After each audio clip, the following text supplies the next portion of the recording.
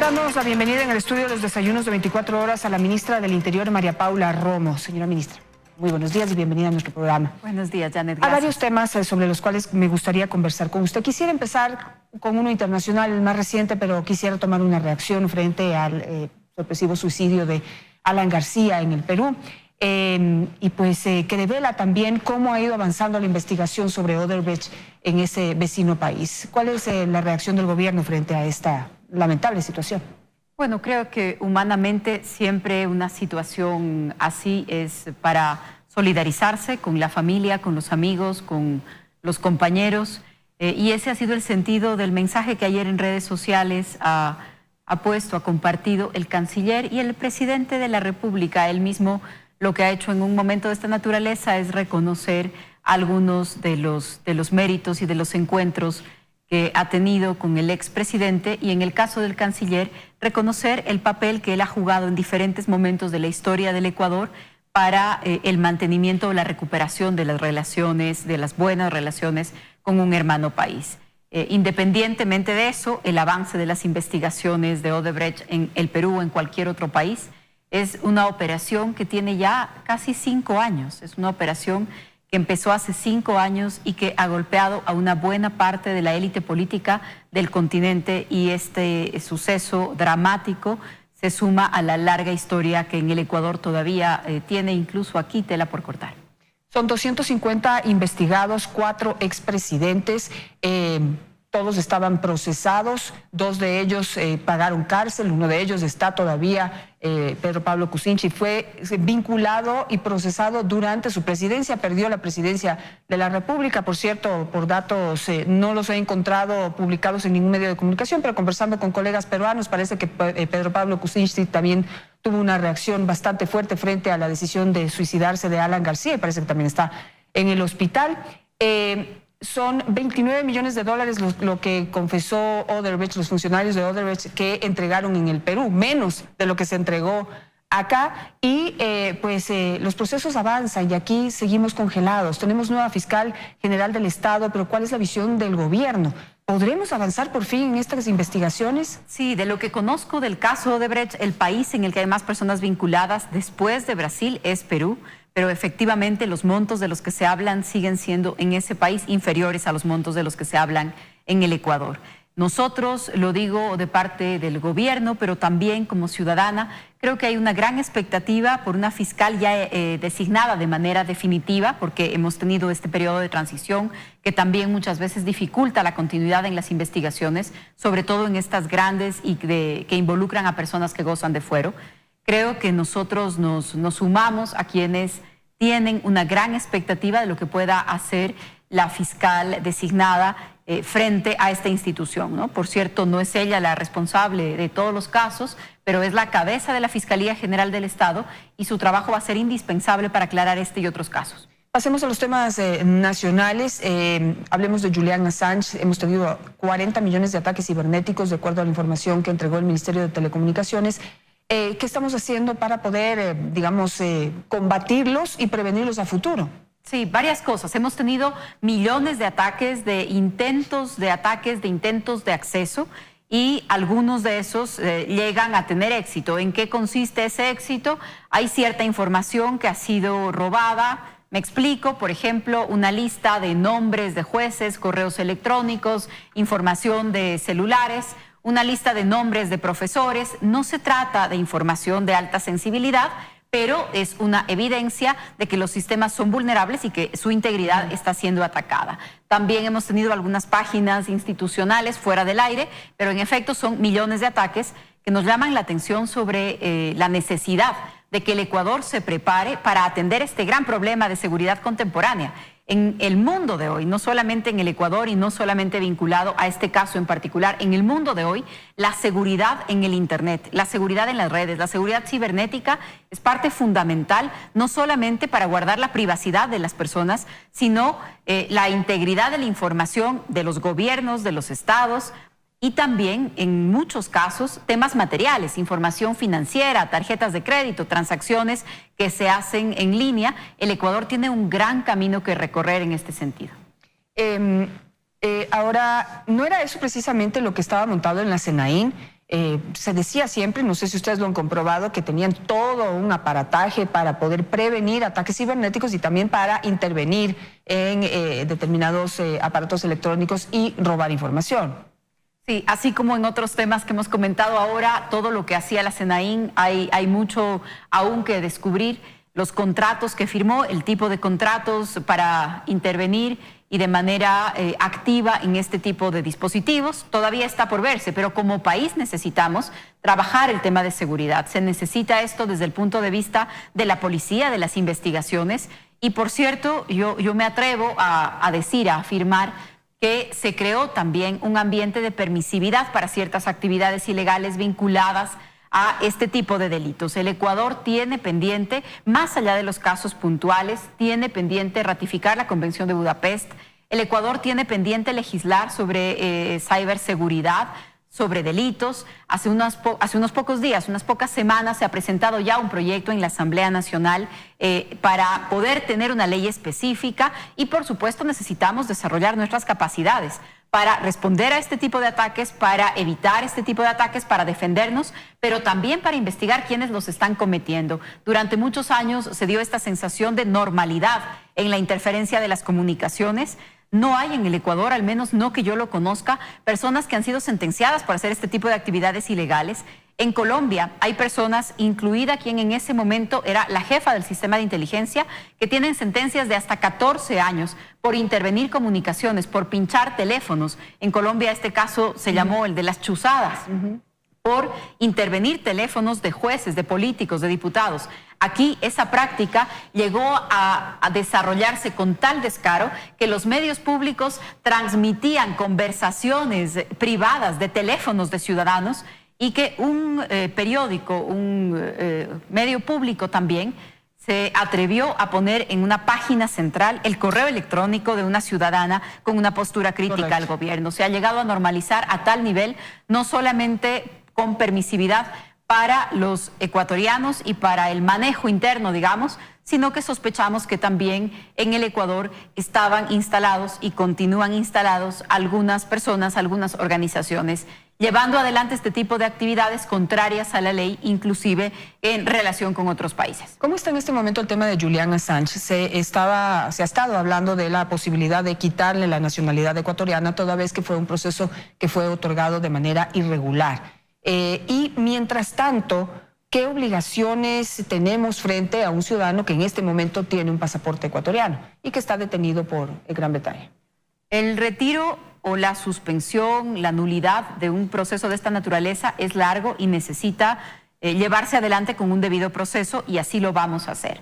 Pero se ha empezado ya una investigación sobre las características alrededor de la naturalización de Assange. Y esta investigación, por supuesto, una de sus consecuencias posibles es el retiro o la nulidad de esta concesión. Sin embargo, esto todavía no está decidido, no tiene un momento final, insisto, tiene que existir un debido proceso, no es un asunto sencillo. La nacionalidad para una persona es algo muy delicado y también el retirársela, vamos a cumplir todos los procedimientos. No es algo que esté cerrado todavía, pero está en marcha una investigación. ¿Cuál es la obligación del Estado ecuatoriano? Bueno, la obligación del Estado ecuatoriano es la de prestar todo tipo de auxilios, si así lo requiriera un ciudadano nacional del Ecuador que enfrenta la justicia en otro país. En este caso, Assange tiene más de una nacionalidad. Su situación no es la de ser un ecuatoriano exclusivamente. Él tiene también otra nacionalidad y entendemos que sus abogados han enviado varios mensajes a su país de nacimiento, de origen, en el que harían saber su interés de Assange de regresar ahí una vez que los temas legales se resuelvan. En este momento, ¿cuál es su situación exacta? Enfrenta la justicia en Gran Bretaña por haber violado la libertad condicional y Gran Bretaña tendrá que decidir si concede o no el pedido que le ha hecho los Estados Unidos. No conocemos si hay otro país que haya realizado un pedido similar. No sé si usted conoce el detalle, hablábamos esta semana con Jorge Ortiz para poder conocer si lo que contestó Gran Bretaña a través de 3 cartas a la Cancillería ecuatoriana es que no extraditará a Julian Assange a un país o a un estado en donde haya pena de muerte, porque en Estados Unidos hay estados en donde no hay pena de muerte. No sé cuál es la precisión, si usted la tiene.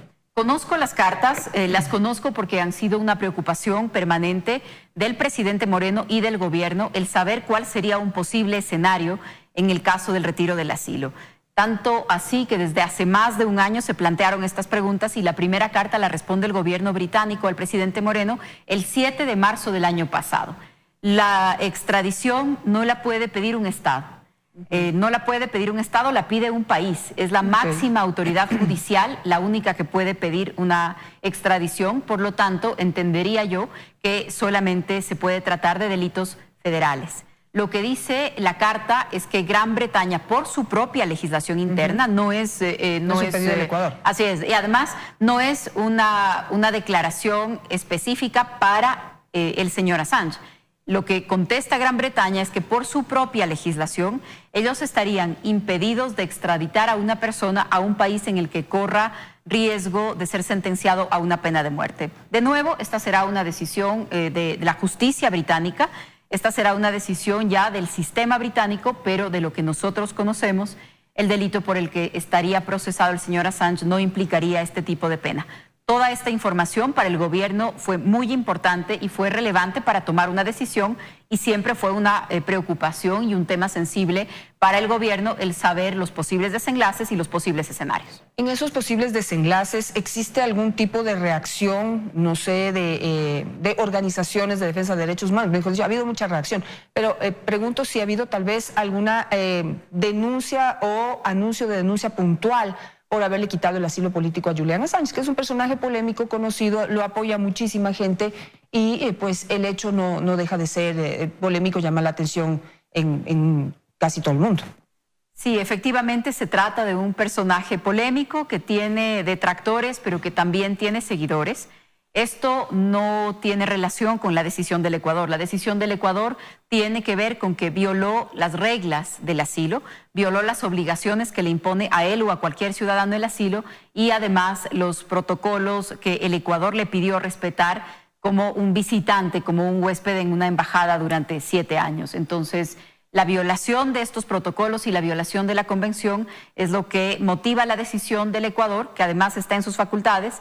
No conocemos ninguna denuncia, ningún proceso relacionado a esto y entiendo yo que no tendría lugar, que no tendría caso porque un Estado puede conceder un asilo y puede decidir cuándo lo retira y es exactamente igual de válido cuando toma cualquiera de las dos decisiones. No tiene que explicarlas a otros países, no tiene que explicarle a ningún país cuando decide otorgarle el asilo a alguien y tampoco tiene que explicarle cuando decide retirarlo. Tiene unas obligaciones que cumplir, nos hemos sometido a esos principios, pero es una decisión que depende exclusivamente del Estado y así se tomó. En el tema de la nacionalidad entregada a Assange, pues hay un proceso de investigación, pero también hay un pedido en la Asamblea Nacional para enjuiciar políticamente por este y otros hechos a la ex canciller María Fernanda Espinosa. ¿Cuál es la posición del gobierno frente a esa posibilidad y a ese mea culpa que finalmente ella hizo esto durante su gestión en este gobierno, era canciller de este gobierno y pues en este momento se trata de poner las cartas sobre la mesa y pues reconocer los errores que se hayan cometido voluntaria o involuntariamente? Sí, la posición del gobierno es la misma que en todos los casos. De ninguna manera nos oponemos a una investigación, de ninguna manera nos oponemos a que la Asamblea, que es un órgano de fiscalización, debata lo que cualquiera de nosotros como funcionarios ha hecho o ha dejado de hacer. Y mientras se encuentre dentro de las facultades de la Asamblea, vamos a prestar toda la colaboración. Lo hemos hecho en todos los casos. La Asamblea incluso nos ha llamado a algunos funcionarios. En mi propio caso, yo he estado 2 veces en el Pleno de la Asamblea Nacional.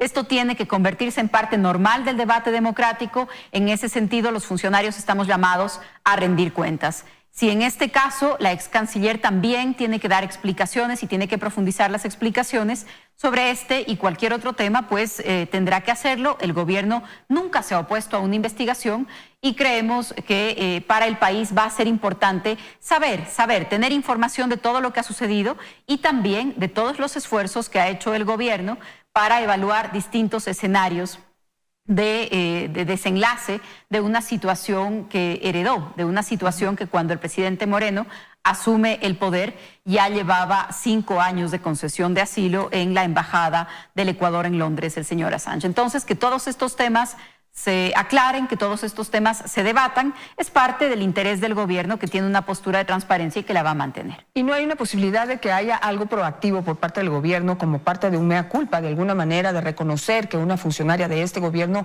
pues tramitó esta nacionalidad para Julian Assange en un intento de engañar digamos, a los países amigos, si los podemos llamar así, o a las autoridades de los países que están involucrados dentro del caso de Julian Assange, y que pues toca reconocer esto, y no puede haber también una entrega de información, solicitud de investigación de lo que sucedió, digamos, algo voluntario para poder aclarar lo que sucedió como parte de ese mea culpa?